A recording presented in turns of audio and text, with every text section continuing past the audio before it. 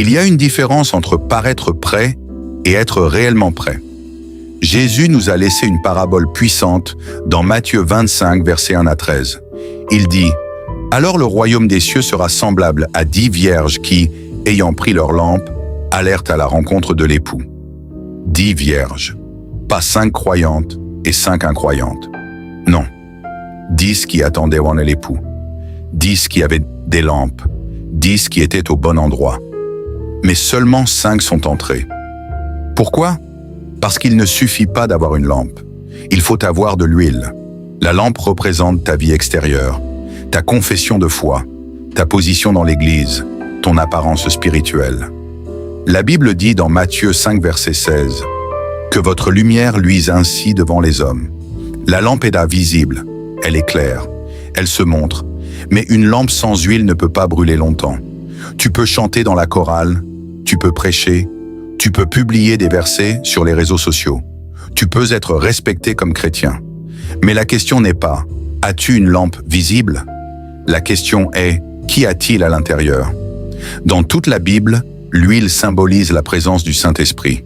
Dans 1 Samuel 16, verset 13, lorsque Samuel oint David, la Bible dit « L'Esprit de l'Éternel saisit David à partir de ce jour et dans la suite. » L'huile représente l'onction. Elle représente la vie intérieure. Elle représente la communion avec Dieu. Les vierges sages ont pris de l'huile en réserve. Les folles ont pris leur lampe, mais pas d'huile en réserve. Elles avaient l'apparence, mais pas la profondeur. Et écoute bien ceci, l'huile ne se partage pas. Quand les vierges folles ont dit « Donnez-nous de votre huile », les sages ont répondu non. Pourquoi ? Parce que ta relation avec Dieu est personnelle. Tu ne peux pas vivre sur la prière de ton pasteur. Tu ne peux pas dépendre de la foi de tes parents. Tu ne peux pas emprunter la communion de ton épouse ou de ton mari. Romains 14, verset 12 dit « Ainsi chacun de nous rendra compte à Dieu pour lui-même. » Chacun, pas en groupe, pas par procuration, personnellement. La Bible dit que l'époux tarda. Il y a toujours un délai, un temps d'attente, un moment où rien ne semble bouger. 2 Pierre 3, verset 9 dit « Le Seigneur ne tarde pas dans l'accomplissement de la promesse, mais il use de patience. » Pendant l'attente, toutes s'assoupirent, même les sages ont dormi. Cela nous montre que nous pouvons tous traverser des saisons de fatigue spirituelle. Mais la différence, c'est que les sages avaient une réserve. Quand le cri retentit à minuit, voici l'époux, sortez à sa rencontre.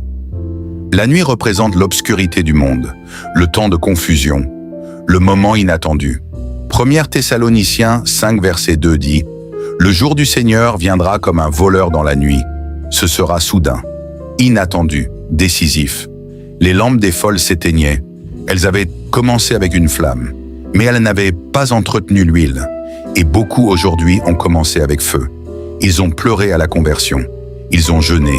Ils ont prié avec passion. Mais avec le temps, la prière est devenue rare. La parole est devenue occasionnelle. La sainteté est devenue négociable. Or, Zacharie 4, verset 6 dit « Ce n'est ni par la puissance ni par la force, mais c'est par mon esprit. » Sans huile, la lampe s'éteint. Et maintenant, écoute bien. Si tu écoutes ce message et que tu réalises que ta lampe brûle faiblement, ne panique pas. Recharge ton huile. Reviens à la prière quotidienne. Reviens à la lecture profonde de la parole. Reviens à la repentance sincère.